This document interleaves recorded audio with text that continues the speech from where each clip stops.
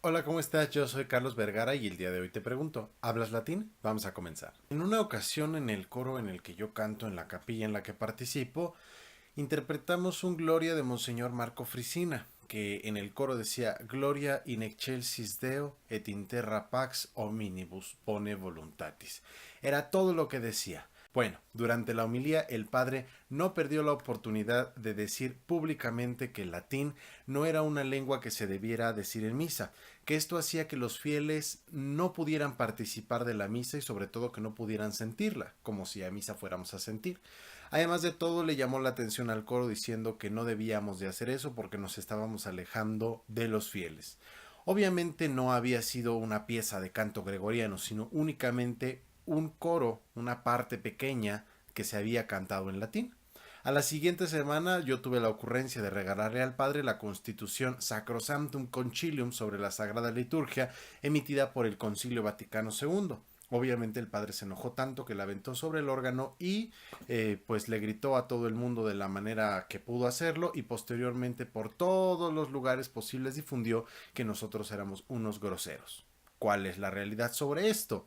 La realidad es que la Iglesia Católica no ha desaparecido el uso del latín. Al contrario, el latín es el idioma oficial de la Iglesia Católica y este se ha mantenido como en muchísimos siglos siendo el idioma oficial de la liturgia. De hecho, en el canon 36 número 1 de la Constitución Sacrosanctum Concilium dice se conservará el uso de la lengua latina en los ritos latinos, así, tal cual. Obviamente después se va profundizando en el estudio de la Constitución y vamos viendo las modificaciones que hace el Concilio Vaticano II al respecto, principalmente cuando se habla de la proclamación del Evangelio, de la homilía y de algunos otros momentos dentro de la liturgia que se van a realizar en la lengua vernácula.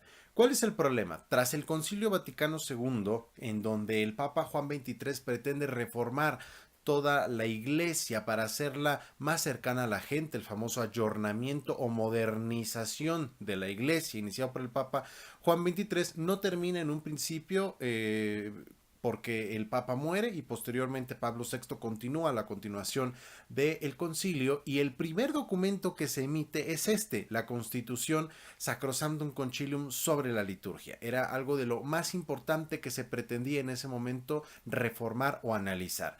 Y en este sentido vienen ciertas modificaciones, viene el misal de Pablo VI que se promulga después del concilio, donde se hacen estos cambios al canon de la misa, diferente a la misa que se conocía desde Pío V y que vamos a analizar en algún otro momento. Y uno de los cambios más importantes es el que se hace respecto de la lengua. ¿Por qué? Se dice ahora algunas partes de la misa van a ser en la lengua vernácula, es decir, en el idioma de donde se está celebrando la misa.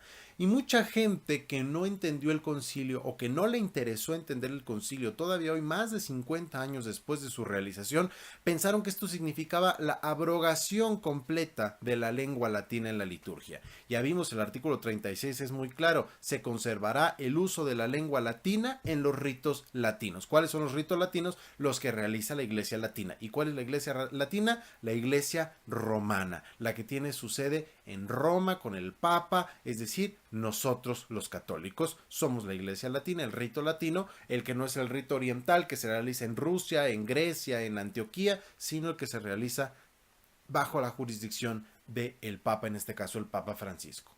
Además, dice luego en el canon 54, procúrese que los fieles sean capaces también de recitar o cantar juntos en latín las partes del ordinario de la misa que les corresponde. Es decir, aquello que le corresponde al pueblo dentro de la misa debería, dice, procúrese, debería hacerse en latín. ¿Cuál es el problema?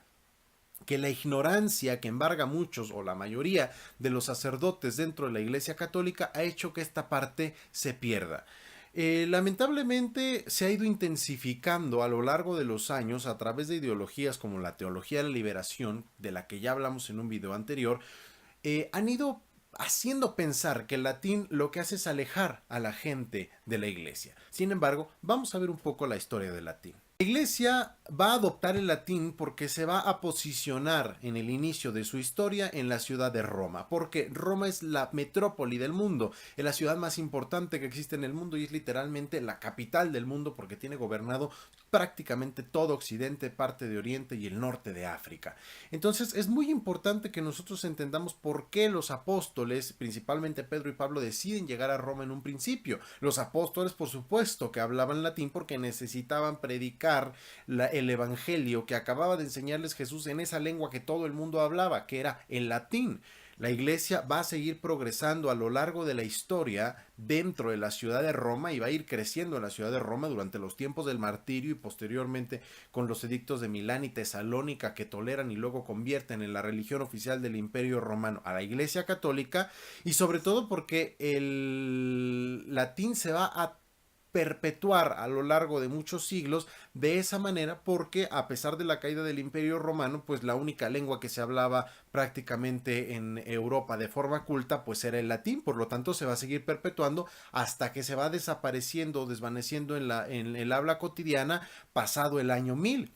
Es decir, la iglesia vive los primeros 1000 años de su historia hablando en latín como el resto del mundo. Posteriormente al año 1000 que empiezan a surgir las primeras lenguas prerromances, es decir, los antiguos del español, del francés, del italiano, que se van haciendo a través del latín vulgar que se empieza a hablar en las calles. Sin embargo, la iglesia va a mantener el latín culto como el vulgar en los monasterios, en las universidades y bueno, también en los documentos oficiales de la iglesia y en el habla cotidiana de la iglesia se sigue manteniendo esta idea de hablar en latín porque era el idioma que se hablaba. Ahora, después de 1000 años es difícil que la iglesia abandonara el latín porque eso ha regido durante los primeros, el primer milenio de existencia de la iglesia, el habla de esta. No tiene que ver con una cuestión dogmática, pudo haber sido griego, pudo haber sido chino, pudo haber sido mandarín, pero fue latín. Esa es la realidad. Pero ahora nosotros tenemos que atender también al principio de catolicidad de la iglesia. La iglesia es católica porque es universal, por lo tanto está en todos los rincones de la tierra y el hecho de que tenga un único idioma oficial permite que si yo estoy en China o si yo estoy en Tailandia o si yo estoy en México, si yo estoy en Noruega y voy a una misa y está en latín, yo pueda saber lo que está pasando, a diferencia de si yo escucho una misa en japonés o en coreano o cualquier cosa, ¿no? Entonces, si yo estoy viajando por el mundo y entonces voy a misa y en todos lados está en latín, puedo saber qué responder. ¿Qué es lo que se argumenta? La gente no entiende. Como siempre, el argumento minimalista y mediocre de gran parte de la humanidad dice, bueno, pues si no entienden el latín, quítaselos. Claro, no es más fácil enseñarles, no es más fácil que lo aprendan, es más fácil decir, no, pues no lo entienden, quítaselos, porque total, la humanidad no está en constante evolución, la humanidad no puede aprender, la humanidad no tiene la capacidad suficiente para decir, bueno, no sé una lengua, la aprendo, la entiendo, cualquier otra opción lo suficientemente razonable. Es cierto que ha sido de alguna manera un progreso el hecho de que el latín no sea absolutamente la lengua predominante dentro de la iglesia, porque no todo el mundo anda viajando, eso también es la realidad.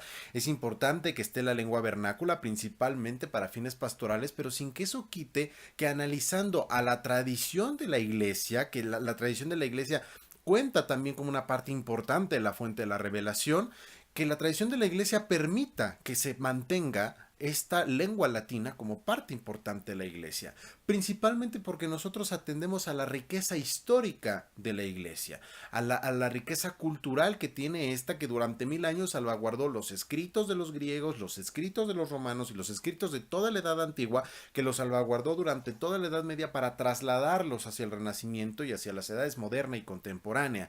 Entonces no se puede negar este valor histórico que tiene el latín dentro de la iglesia. Entonces, ya sea como en el reconocimiento del valor histórico, ya sea en reconocimiento de la catolicidad de la iglesia, ya sea en reconocimiento del valor cultural que tiene, o en reconocimiento de los orígenes de la iglesia primitiva o de cómo ésta se fue desarrollando, es importante que nosotros valoremos el latín. No quiere decir que volvamos a la misa completamente en latín, ¿no? Podemos prescindir de eso, pero manteniendo ciertas situaciones. Ahora, la cuestión está en me gusta o no me gusta el latín. No podemos incluso ser tan reduccionistas, decir me gusta o no me gusta el latín. Pues si no te gusta, no te gusta ya. Si te gusta y ya. Sin embargo, estamos hablando de que el documento que acabamos de leer tiene el carácter constitucional y la constitución es el orden jurídico mayor que enumera todo lo demás que se va a mantener en el orden jurídico. Obviamente que esto implica que nosotros respetemos absolutamente esta cuestión jurídica que está manifestando la Constitución. ¿Por qué razón?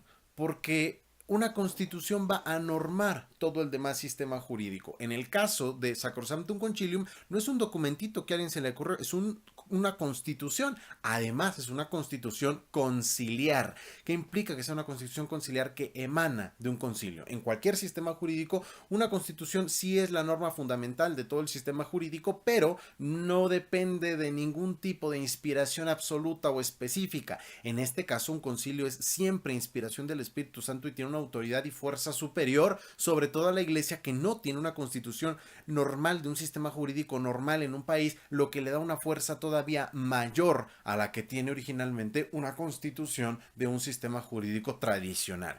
Por lo tanto, aquellos que se nieguen a acatar el contenido de una constitución están yendo contra el concilio y por lo tanto están yendo contra la inspiración del Espíritu Santo. Entonces, aquellos que se sienten sumamente inspirados por el Espíritu Santo a través de lo que se les ocurre y cualquier tontería que suelen inventar y dicen que entonces el latín está muerto, pues están yendo realmente contra el Espíritu, porque ellos no pueden comprobar en sí mismos la presencia del Espíritu Santo, pero la iglesia ha enseñado a lo largo de los siglos que el concilio es la presencia del Espíritu Santo en la iglesia. Entonces, este ir en contra del concilio, este ir en contra del Espíritu Santo, pues resulta más grave que si a mí se me ocurre simplemente cantar en latín. ¿Por qué? Porque se tiene que respetar esa voluntad de los fieles y de la iglesia de mantenerse fiel a la tradición, más allá de una persona que porque estudia teologías heréticas cree que es más aceptable lo que está diciendo o porque lleva la investidura sacerdotal.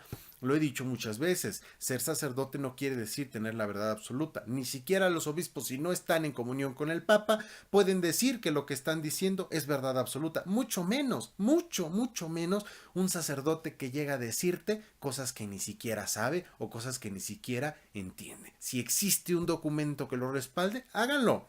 Y lo digo porque tengo conocimiento de muchísima gente que intenta respetar esta tradición, respetar este mandamiento constitucional de la Sacrosanctum Concilium en sus parroquias, en sus capillas, y no falta el sacerdote incompetente y sin capacidad mental para entender lo que enseña la iglesia, que les dice: hasta a mí me lo han dicho, es que ¿sabes que está prohibido el latín en la iglesia? ¿Sabe que no sabe nada? Le deberían de contestar al sacerdote que no sabe nada. Entonces, no tengan miedo, ahí está, es un sustento jurídico, es un sustento histórico, y aunque no fuera sustento histórico, está sustentado en la Constitución. El padre se enojó mucho cuando le regalé la Constitución, pero es algo que no me interesa. Si ustedes quieren, vayan y regalen una Constitución y subrayenle donde dice, ya se lo cité, Canon 54 y Canon 36.1. Cítenselos y díganlos, ahí está, esto me ampara a mí con la posibilidad de utilizar el latín. Ahora, no es necesario ser tan hostiles, ¿no? Yo lo fui porque el ataque que yo recibí fue muy hostil. Podemos ser más civilizados, sin embargo, muchas veces no se puede.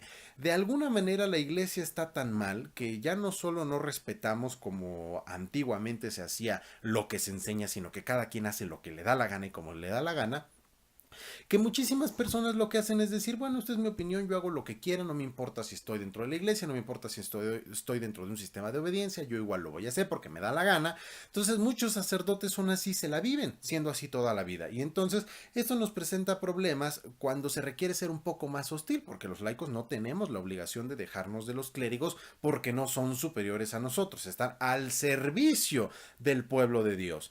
Bueno, ese es otro tema que ya hemos tocado en otros videos. Como sea, si no es necesario este tipo de hostilidades, sí es importante que nosotros, primero que nada, tengamos la conciencia de la importancia que tiene el latín dentro de la iglesia como riqueza cultural, como valor histórico, como valor de la tradición, como lengua que puede permitir la acción del Espíritu Santo dentro de una sola iglesia. Es muy importante que nosotros consideremos a San Pablo. El Espíritu ha unido lo que el pecado desunió, y lo unió a través del don de lenguas, donde todos pueden entenderse en una misma lengua, como los apóstoles el día de Pentecostés. En ese mismo sentido actúa el latín, en que donde estemos la iglesia sea tan católica, tan universal, que podamos entendernos en una sola lengua, rompiendo las fronteras de la nacionalidad, rompiendo las fronteras de los idiomas, rompiendo las fronteras de las identidades diferentes, unidos en una sola iglesia, en un solo cuerpo de Cristo, inspirados por un solo espíritu. Si nosotros no tenemos conciencia de esto, pues estamos completamente perdidos en lo que es el valor histórico, teológico y espiritual de la iglesia católica. Entonces, si nosotros vamos agarrando conciencia y empezamos a defender este tipo de cosas frente a clérigos que no tienen idea de cómo funciona la iglesia, porque nunca los pusieron en el seminario a leer una constitución tan básica como la Sacrosanctum Concilium,